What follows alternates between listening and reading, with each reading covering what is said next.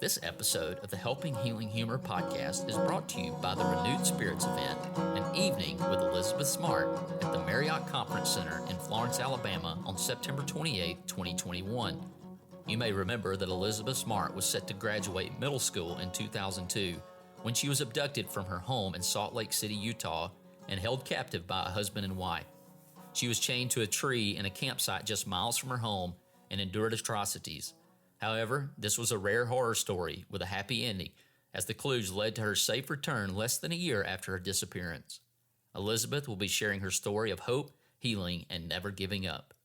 Through this traumatic experience, Elizabeth has become an advocate for change related to child abduction, recovery programs, and national legislation. Elizabeth triumphantly testified before her captor and the world about the very private nightmare she suffered during her abduction, which led to conviction. General admission is $50 per person. Sponsorships are also available. Call 256-335-4062 for more information or check out the links in the show notes. Proceeds from this event will benefit Renewed Spirits, a nonprofit that offers quality mental health services to underserved clients. Renewed Spirits will defer to local, state, and national guidance if COVID-19 cases dictate in September.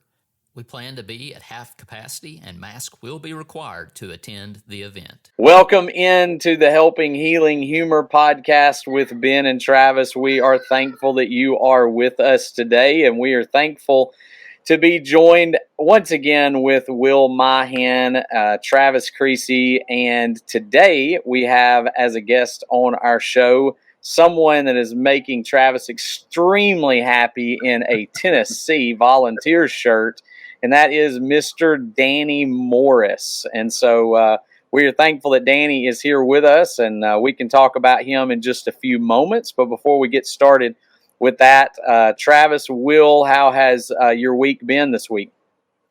My week's good. The days have been kind of long. I don't know what the deal is. I've been doing a little furthering education. I'm doing great. I'm learning. Well, not learning. Maybe I'm second guessing youth ministry because I've been teaching middle schoolers out at Mars Hill, and nerves have been shot, which makes me appreciate my youth group so much more. But you may hear Amy in the background. We've got a 6-foot skeleton that Lindsay got for Halloween, and she's having the time of her life with her new best friend in the living room. So if you hear some screams, it's her and her new buddy, Bones is what she calls him. So we're doing good over here. Danny Morris is with us, and Danny has done a lot of work as a minister. He was a full-time minister for quite some time. I think now you may have to tell us a little bit about more what you're doing these days, but I think you still preach occasionally. Oh, yes. I worship with the Maryville Church of Christ here in Maryville, Tennessee. What happened was I was teaching at Christian Home and Bible School, Mount Dora Children's Home. And I was down there for about 6 years teaching school and preaching for 2 different congregations, swapping Sundays. And my youngest brother died. He had a surprise heart attack, just boom, just one breath and he was here, and the next breath he was gone. And he left a then 16-year-old son to my mother. And my mother just, she couldn't handle a 16-year-old boy by herself because my dad had already passed at that point in time. And so she asked me to come home and help. And so I put teaching away, put preaching away, came home to help mom. Staying home, I teach Bible class. I usually get 1 semester off a year. And I teach the other 3 or 4 quarter semesters, whatever they're called. And then I fill in for anybody who's there. Also preach whenever there's an opportunity. Preachers have a tendency to go away a lot. They go on vacation and preach meetings and all that kind of thing. And I go, preacher, go. Gives me opportunity. Exactly. Before becoming a Christian, you were in the military. You were doing some other things. And I just remember some stories about maybe a Hulk-like temper that might have existed in Danny Morris. Can you elaborate on that a little bit? To call it a Hulk-like, as an understatement.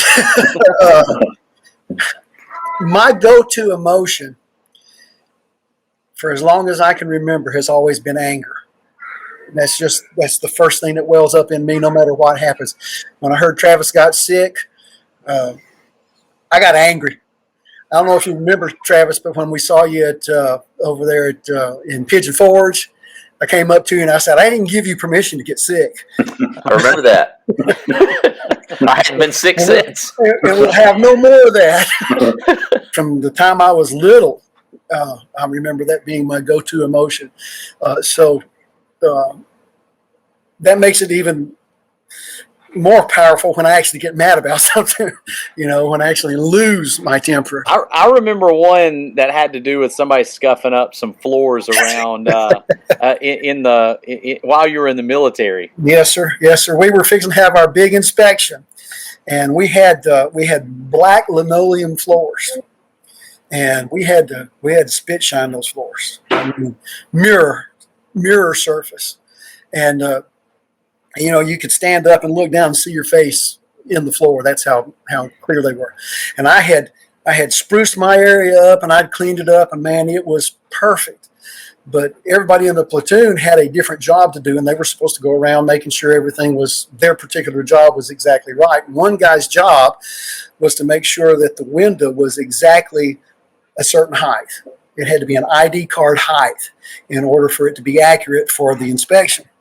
So I walked up to him. My job was also to clean the latrine. So I walked up to him before I went to do my job, and I said, look, I've already checked my window. It's exactly right. Don't walk on my floor.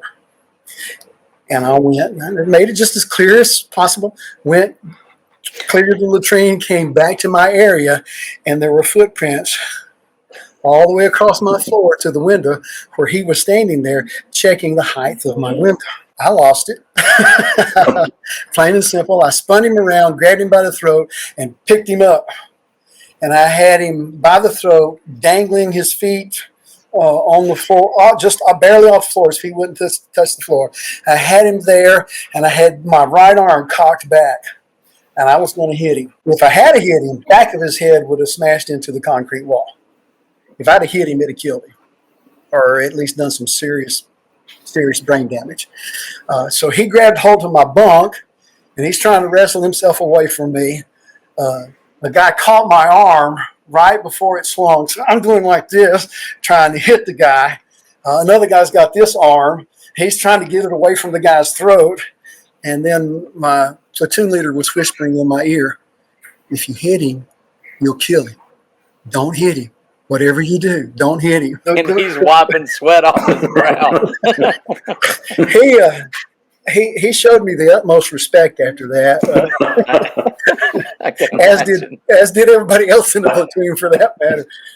So it was a terrible thing. It's a funny thing if you think about it and look at it now. You go that looks like something out of a comedic, Will Ferrell movie or something. I don't know.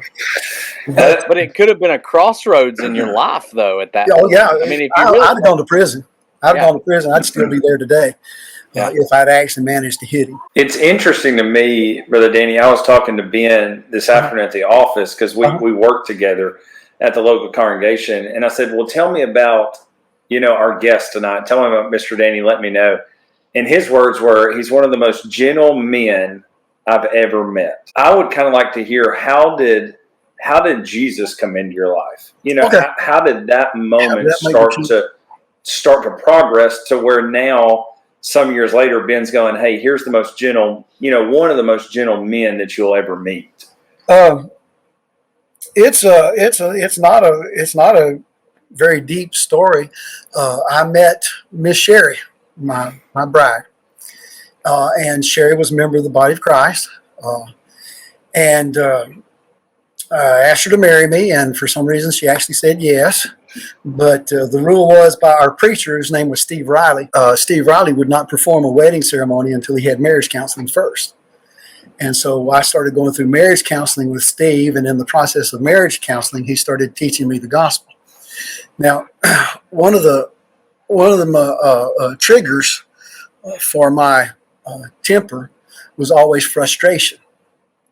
If I get frustrated, I can't understand something that I should be able to understand, it comes across as anger. I'm not really angry, but it comes across as anger. And Brother Steve has said on a number of occasions he thought that while he was trying to teach me the gospel that I was going to come across the desk and take his head off. And I said, no, Steve, I was never mad at you. I just couldn't put it all together to where it made sense to me. But when it finally made sense, I said, well, then I need to be baptized. Just wanted to take a few minutes to tell you a little bit about one of our sponsors, M2Y. The Ministering to Youth Conference is located at the Mainstay Suites in Pigeon Forge, Tennessee on November the 4th through the 7th. If you want a place where you'll be surrounded by youth ministers, elders, deacons, preachers, youth volunteers, and parents, all with a common goal of helping today's youth, then this is the place for you. This year's theme is Renew. The keynote speakers are Dan Chambers and Spencer Furby, along with several other class teachers who will be teaching on subjects like self-care, navigating culture, technology, mental health, and so much more. If you're interested in this, go to m2yconference.com to register, or you can go to benandtravis.com/m2y for more information. We hope to see you there this year. And so I obeyed the gospel. And, of course, I was still in the Army at the time. Sherry and I got married, went back to Fort Bragg, North Carolina, where we were stationed. And there was a fellow there by the name of Waylon McClellan. Now, Steve taught me how to become a Christian. Waylon McClellan taught me how to be a Christian. Allowing Christ to live in me, that was the next phase in my spiritual growth. And I think what really started kicking it off for me, first of all, was that I was on the flag football team for our platoon, and this guy came up and just did me a dirty hit right across the face, and right, and I ran all the way down the field, chased him down, and I just unloaded on him. Boom! Knocked him down. And, of course, I got kicked out of the game because the second guy's always the one that gets caught. The unwritten rule. Yep. So, but after that, as I was walking off the field, I got to thinking, I said, I'm supposed to be a Christian now. And that doesn't make sense that I would behave like that and still claim to be a Christian. And so after a couple of Sundays when I felt like the preacher was following me home and watching everything I do and preaching directly at everything I was, doing that, probably wasn't supposed to be doing. No, definitely wasn't supposed to be doing. I looked at Miss Sherry and I said, look, either we're going to take this Christian thing 100% or we're not going to take it at all. And that's exactly how I worded it to her. I'm not going to force you. I can't force you to become a Christian or to live a Christian life like you ought to. I want you to make a choice, but I can't go in there on Sunday mornings and sit and listen to him preach to me. I've got to make some changes in my life because I understand what he's teaching to be correct, and I've got to change me. And so that's when the change really started between that one football game and then the combination of Waylon's preaching and me opening my heart and listening to what he had to say. I had absolutely no idea what it was like to be a Christian. And Waylon was a very loving, gentle, one of these days when I grow up, I want to be like him. He's just still is a very, very special man in my heart. He taught me the life. He taught me how to put my Christianity into practical everyday things. So I got two questions. First of all, how long have you been preaching? And then second of all, what are some of you just mentioned practical things that you did that kind of helped you in that process of letting some of that anger go? Sure. I obeyed the gospel in July of 1977. And I went to preaching school in July of 1978. Wow. it would be Go funny. big or go home, right? Exactly. And it was Waylon's fault. If you don't like my preaching, it's Waylon's fault. I was walking out one Sunday morning, as I always did, greeted him, told him what a great lesson it was. He just shook my hand, looked at me in the eye and said, "When are you going to preaching school?" And I said, "I'm going to be an MP. I'm going to be a police officer as soon as I get out of service. There's no way I'm going to preach this. I don't know what they're talking about." That's what was going through my mind. Then I went home, started thinking about it. Went back Sunday night and I said, "Are there preaching schools in Tennessee?" And of course, he told me about East Tennessee School of Preaching. And a year later, I was in preaching school. And of course, when I got to preaching school, people would say things like, "Abraham did this." "Oh, well, y'all know about Abraham." And they go on, and I go, "Who's Abraham?" Had no clue. Had not a clue about half the stuff they were teaching, as far as especially Old Testament history and stuff. But I preached full time from that day till I came home to when I was at Freed Hardeman, of course, and then on to today, still preaching. Practical stuff. It was more about morality. It was more about purity in the service. I'm just referring to the service from back when I was in. That was 40 years ago, so I don't know what it's like today. But in the service, drinking was a big thing. You got hot and sweaty, you got a cold beer, you didn't think about it. And I learned over a few months that that's not conducive to the life of a Christian. And so no problem. I can quit drinking beer. That's not a big deal. I never was a heavy drinker, but I did drink a lot of beer. And so I said, okay, that's something I don't need in my life anymore if I'm going to really be what I need to be. And so it cleaning up stuff, habits and practices and, participating in activities, like dancing, for example. I used to cut a rug, baby. I used to think I was John Travolta. I would have loved to have seen that. Yeah, it was not a pretty sight. But I was convinced. But and that's what Waylon helped me understand, that your example is just as important as what you believe. Your example is just as important as what you do on Sunday morning. He's the first one I ever heard say you can't live like the devil on Saturday night and expect to worship like a saint on Sunday morning. You have to start preparing on Sunday night for your Sunday morning worship.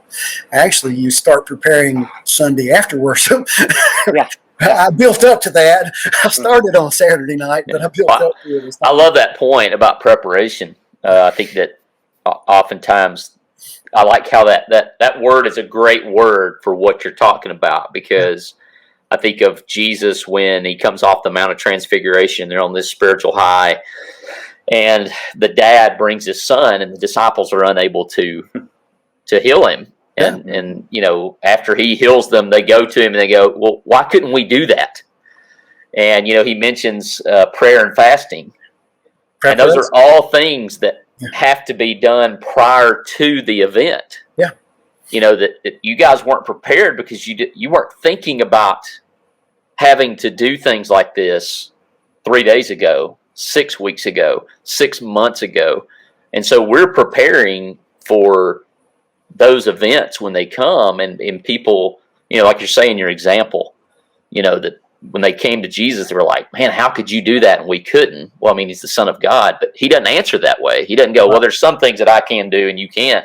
He gives them a practical answer of, "Well, you have to prepare for things." We see Jesus going off alone. And I mean, it's a constantly being prepared, be sober minded.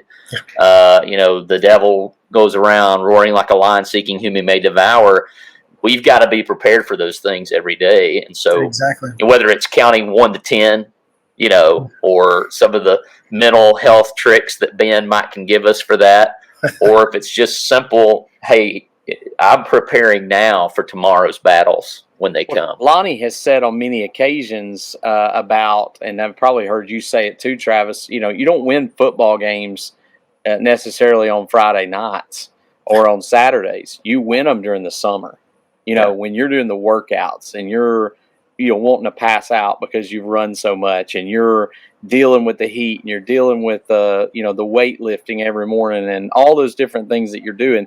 That's when you're winning the games, when you're putting in the prep work, and when you're thinking ahead. And I remember as a teenager being told the best time to make the decision not to do something stupid with a girl is not when you're already in the back seat of the car with her. That's not the time to make those decisions. You should have prepared yourself and not allowed yourself to get to that point. And so maybe some of what you're saying about anger and all of that is you were putting in some legwork early on and deciding not to get to the points where you were already had somebody up off the ground and trying to swing at them. Exactly. The idea is to learn your triggers, what sets you off. I tell you, one of the things that helped me most, I think, I'll give you two things that helped me most in my battle against my anger. And when I say my anger, I'm talking about losing my temper, not just being angry, but losing my temper. The first one is, Paul said, be angry and sin not. And see, I was feeling horrible about myself because I couldn't figure out how to stop getting angry. And anger's not the sin. It's what you allow that, right. What you allow that anger to do to you or through you. And so it can control you. I've often told people, I said, when I lose my temper, it's almost like an out-of-body experience for me. I can hear myself saying, don't do it, don't do it, don't do it. But I'm doing it. It's just I'm not listening to that voice that tells me not to. So the idea of be angry and sin not. And then the other is the example of Jesus as he cleansed the temple. You can't read, John chapter 2? You can't read John chapter 2 and see Jesus cleansing the temple and not believe that he's not angry. Yeah. He was angry. But it was righteous indignation. That's what we always call it, righteous indignation. And so that goes back to the trigger. Why is it that you're angry? Are you angry for a righteous reason? Yeah. And that was one of the things that helped me too. When I came to realize that I am a child of God and had children of my own, and I thought, what would I do to somebody who harmed my children? That would be a very ugly situation. Now, what can I do to somebody who harms me that's worse than what God can do to someone who harms his children? See, I'm God's child. I don't have to seek vengeance because I'm God's child. And he will take care of that situation. I don't have to worry about it anymore. Yeah. So those kind of things help me back off and go, I'm okay. I like that point because, the more and more I read the Bible, the more and more I see God's wrath. I don't want that for anybody. Yeah. I mean, I don't want that for my worst enemy. I don't want that for anybody listening to this podcast that might be like, man, these guys are a bunch of idiots. What are they talking about? I don't want that on anybody because, wow, I mean, he does have all the thunder sticks at his disposal, Exactly. And his punishment will be much worse than anything we could ever do to anyone. And so even in that process, I've kind of worked through that in my own life. Like, why? I don't want that for them. I want them to know Jesus. I want them to get out of that situation. And that's been something that's changed just recently. And I think something we don't understand, I was just talking to some kids at school this morning about this, is I was asking, which emotions are good and which emotions are evil. And so I would say happy, and they'd say, well, that one's good. I'd say, angry, that's evil, and they bounce back and forth. And I said, well, let's just think about it a minute. None of them are good or evil. They just are. Our emotions tell us something, but they don't tell us to do something. Exactly. They're a thermometer versus a thermostat. The thermometer gives you a reading of the temperature and tells you what's going on in your body. The thermostat actually controls that. And so maybe at one point it was like, okay, whatever the anger says do, I do, Yeah. And then there came the understanding of, hey, I recognize this coming in my body, but I don't have to act on it because my my decision making now is based on my relationship with Jesus, where I stand with him and who he wants me to become. Right. And I think when we can get that shift of, hey, people say, well, they made me do it, or they made me angry. They can do things, but there's a point in which we choose what we do with it. And that's another step in my process too, is not surrendering the blame. It's not your fault that I get angry. You may do something that I think's just bananas, but if I lose my temper, it's because I've lost it, not because you've taken it away from me. And so it's just like anger is just like any other emotion. It may be more powerful in some than it is in others, but once you recognize it, once you identify it, the question is what you're going to do about it. We do like to ask a little fun question to wrap things up. Give us a song that when you hear it on the radio, it's your jam. I mean, we're getting the singing, we're getting the air guitar, we're getting all the instruments. You let loose, man. And if you say Rocky Top, I'll try not to hold it against you. Please say Rocky Top. I was going to break out into Rocky Top, but when you said on the radio, I couldn't do it. Song on the radio. Well, if you listen to a Tennessee game, I'm sure you hear it over the radio because they play it several times. I'll tell you a quick little story. When we were up in Indiana, we had what we called a corn boil. And it would corn harvesting time, and we'd boil a bunch of corn up, and then we'd have a band that would play. And of course, they're all Hoosiers up there, all University of Indiana. And I got up there with my guitar, and I said, as straight as I possibly could, got up there and said, folks, we're going to take a time out now to do our national anthem. And I want everybody to stand up and take your hats off. And nobody saw it coming. And I broke into Rocky Top. Boo. It was one of the sweetest moments of my life. That's awesome. But yeah, so many songs, it's hard to narrow it down to one. But if I had to pick one, not everybody agrees with me, because most people's favorite Leonard Skinner song is not this one. But Give Me 3 Steps. That's a great one. That, to me, that is the best Leonard Skinner song, one of the best songs ever written. Danny, we sure do appreciate you taking time out to be with us.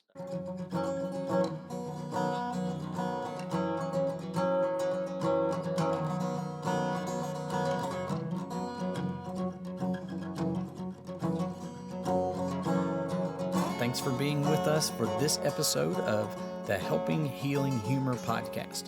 Be sure to download our free ebook, 28 Days of Focused Living, at benandtravis.com and receive all of our Helping Healing and Humor extra content directly in your inbox. We look forward to having you join us at the same Ben and Travis time, same Ben and Travis channel.